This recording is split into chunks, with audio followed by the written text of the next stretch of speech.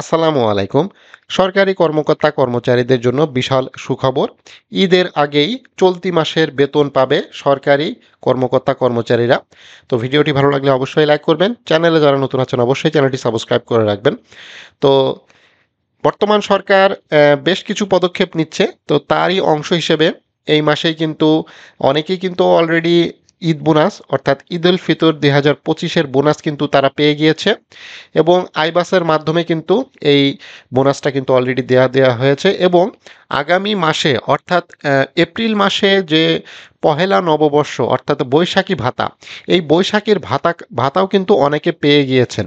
তো এটা খুবই একটি ভালো উদ্যোগ, যেহেতু 14ই এপ্রিল বৈশাখী আহ, পহেলা বৈশাখ অনুষ্ঠিত হবে এপ্রিল মাসে 2025। তো সেটাও কিন্তু অলরেডি সাবমিট করা যাচ্ছে আইবাস প্লাস প্লাসে। আপনারা জানেন, যারা আইবাস প্লাস প্লাসে কাজ করতেছেন তারা কিন্তু অবশ্যই জানেন যে বৈশাখী ভাতা কিন্তু সাবমিট করা যাচ্ছে এবং ঈদ উল ফিতর 2025 সেটাও কিন্তু সাবমিট করা যাচ্ছে। তো এখানে যে জিনিসটা সবচাইতে গুরুত্বপূর্ণ সেটা হচ্ছে ঈদের আগে, অর্থাৎ এই যে ঈদ উল ফিতর 2025-এর যে সময়, এটার আগেই কিন্তু অর্থাৎ চলতি মাসের বেতনটা আসলে পাওয়ার কথা ছিল কিন্তু, যেটা এপ্রিল মাসে। কিন্তু আপনারা সবাই জানেন যে যেহেতু এখানে 30, 31 এবং 1, 2 তারিখ ঈদ উল ফিতর এর ছুটি থাকবে, তো সেই অনুযায়ী কিন্তু বেতনটা যদি মানে ম্যানুয়ালি যদি আপনার প্রসেস করা হয় সেক্ষেত্রে কিন্তু সেটা 3 তারিখ বৃহস্পতিবার আছে এপ্রিলের 3 তারিখ এবং 4, 5 শুক্র শনি, সেক্ষেত্রে কিন্তু 6, 7 তারিখের দিকে কিন্তু বেতন হওয়ার একটা সম্ভাবনা ছিল।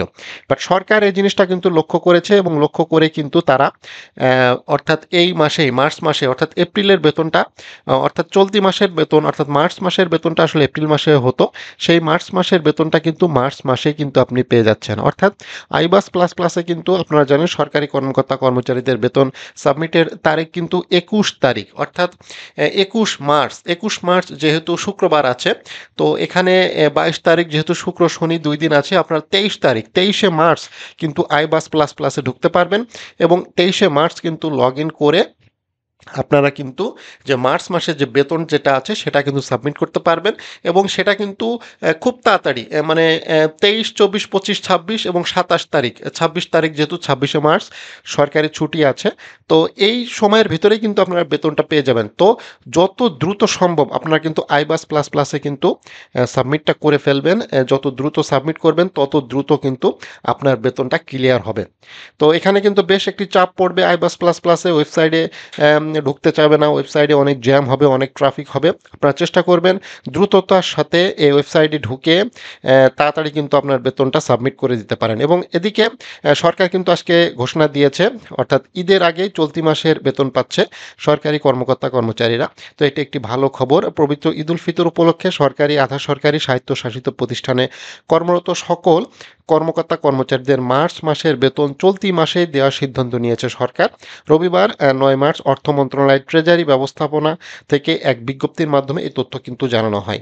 এতে সই করেন সিনিয়র সচিব মোহাম্মদ আব্দুল গফুর।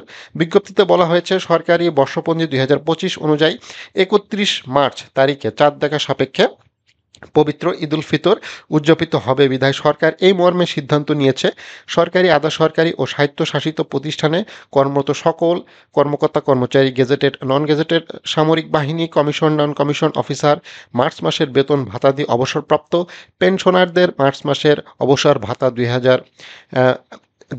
মার্চ মাসের ভাতা 23 মার্চ তারিখের মধ্যে প্রদান করা হবে, যেটা আপনারা আগে বলেছি 23 মার্চ। তবে সেক্ষেত্রে যেহেতু 21 এবং 22 তারিখে শুক্র শনি আছে, আমার মনে হচ্ছে যে 21 এবং 22 তারিখে কিন্তু এই আইবাস প্লাস প্লাসে কিন্তু লগ ইন করা যাবে। আপনারা জানেন যে শুক্রবারে এবং সরকারি ছুটির দিন যেটা আইবাস প্লাস প্লাসে কিন্তু লগ ইন করা যায় না। তো যেহেতু 23 মার্চ বেতনটা ক্লিয়ার হবে, অর্থাৎ এটা কিন্তু আজকে ঘোষণা হয়েছে, অর্থাৎ এটা 10 তারিখ থেকে 10 মার্চ থেকে কিন্তু উন্মুক্ত হয়ে যাওয়ার কথা। যদি উন্মুক্ত না হয় তাহলে কিন্তু অনেক জ্যাম হবে, অনেক ট্রাফিক হবে। সেটার জন্যই কিন্তু 10 মার্চ থেকেই কিন্তু এই উন্মুক্ত হওয়ার কথা। আপনারা অবশ্যই কালকে আগামীকাল 10 তারিখ আপনারা কিন্তু অবশ্যই আইবাস প্লাস প্লাসে লগ ইন করবেন।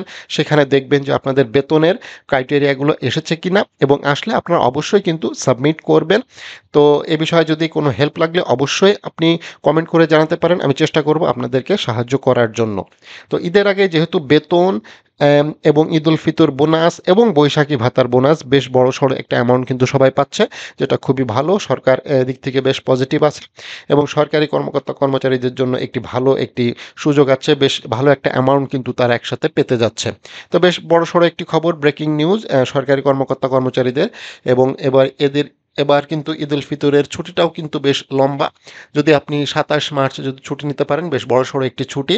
27 এবং এপ্রিলের 3 তারিখে যদি ছুটি ম্যানেজ করতে পারেন, সেক্ষেত্রে কিন্তু বেশ 10-12 দিনের একটি লম্বা ছুটি আপনি কিন্তু পেতে পারেন।